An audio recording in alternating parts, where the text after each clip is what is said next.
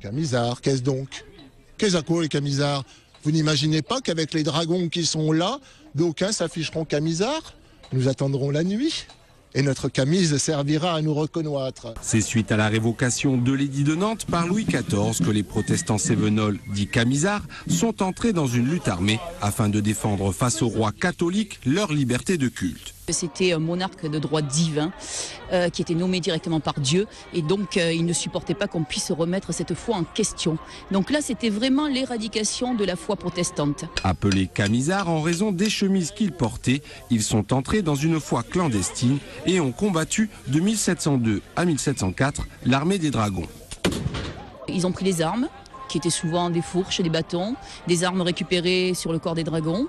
Et ils ont essayé de se battre contre ces dragons. Ils étaient, eux, 3000, les dragons étaient 30 000. Certes, ils n'ont pas gagné la guerre, mais la suite a prouvé que, voilà, pour la liberté de conscience, ils avaient bien fait de se battre.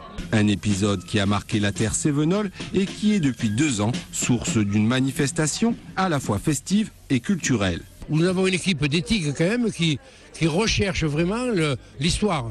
Vraiment la réalité de l'histoire, parce que je crois qu'on ne peut pas non plus la transformer, si on veut qu'elle soit réaliste et acceptée par les gens. Je crois qu'il faut aujourd'hui l'évoquer pour les jeunes, c'est un devoir de mémoire aussi.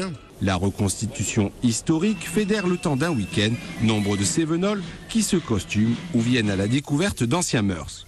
Ceux qui veulent pas embrasser la croix, mais il n'y a pas de problème, on peut tout leur donner. Fort d'un succès croissant, la semaine cévenole s'offre comme un rappel historique, un jeu de rôle où l'on cherche les anachronismes et où l'on ne sait surtout plus à quel saint se vouer. Vous croyez en quoi alors? En tout, surtout aux femmes. Je les confesse.